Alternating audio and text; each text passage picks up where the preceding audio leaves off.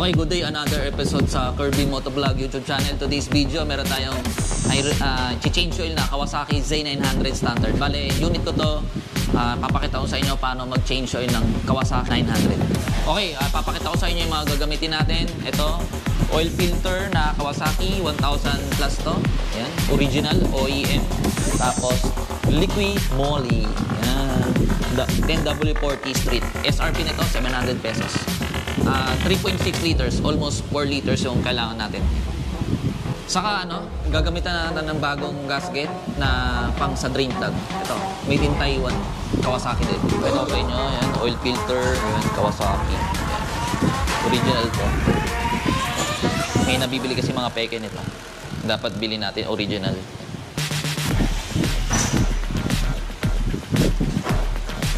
Bale, yung code niya 16097-008. Iba din yung pang Ninja 400. Mas maliit. At saka mas mura yun. 700 plus lang yun. Ito, pang 900. Tsaka 1000cc. 1000 plus. Ito yung gasket para sa drain plug. Yan, Kawasaki. Tapos gagamitan na rin natin siya ng Liquid Moly Rapid Cleaner para sa mga excess na langis doon sa oil filter para hindi maging mandumi. Saka mas malinis na siya. Degreaser na rin siya. Bali, ang presyo nito 225 pesos lang. Yan. Magagamit mo rin ito sa second service. Yan. Pwedeng iuwi pagkatapos gamitin. Okay, papakita ko sa inyo yung mga basic na kailangan gawin para sa change oil or PMS. Paddock stand natin para mas madaling mag-change oil.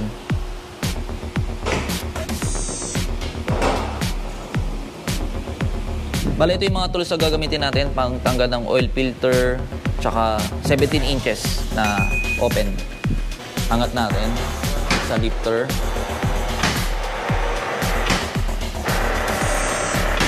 Bale, yan yung drain plug.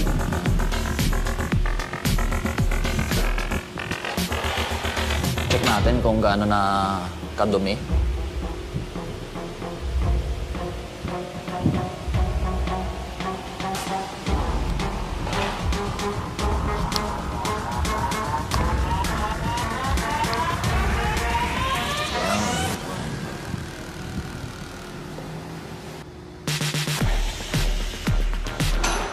Bali yung pinapalitan, no? Ito. Ito, sir, yung mga pinapalitan natin. Papalitan natin ng bago yun.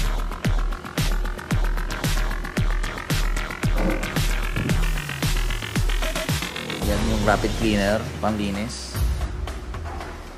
Bali, i-drain natin mabuti. Kapag wala nang tumutulo, yan, okay na yung ilagay yung oil. Tsaka yung tatanggalin natin next, yung oil filter. Drain muna natin to. Medyo malinis pa yung oil ko. Pero kailangan na natin palitan. Tapos yan, oil filter.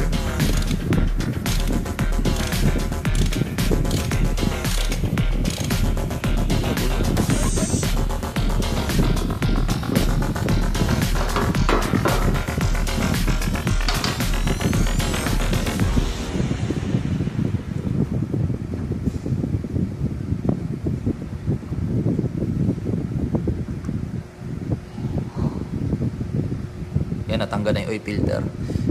Next time, kung magpapa-change oil sa ibang lugar o sa ibang Kawasaki center, chine-check nyo yung oil filter, baka kasi binayaran nyo tapos hindi rin pinalitan, nilinis lang. Kung maaaring iba, ilalagay ng guhit yan bago ilagay sa loob ng service area. Okay, lagay na yung oil, 3.6 liters.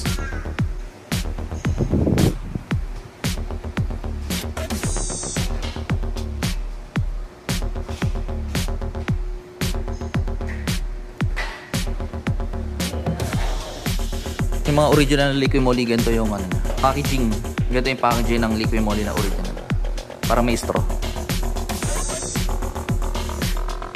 Tinatanggal namin to para mas madaling magbuhos ng langis. Tapos imbudo. Okay, sukatin natin yung 600 ml.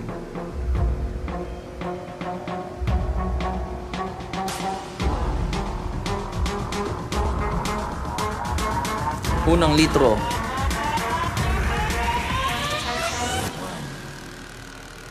Pangalawang litro.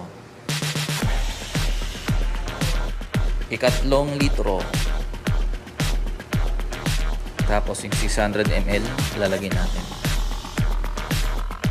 Ito, Liquimoli made in Germany.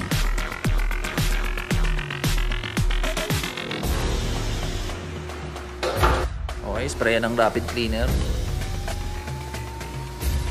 Kasi may mga katas-katas ng lungs.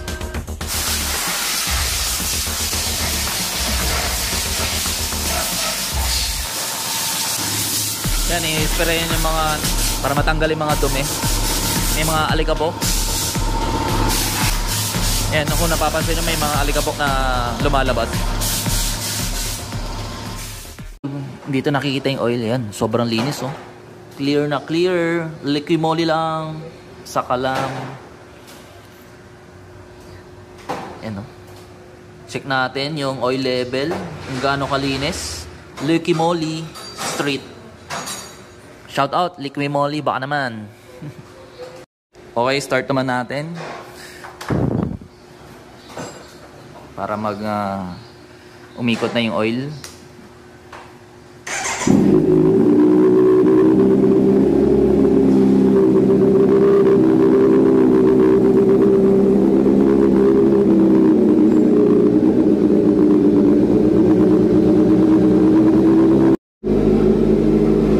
Check natin, wala naman siyang leak. Yan.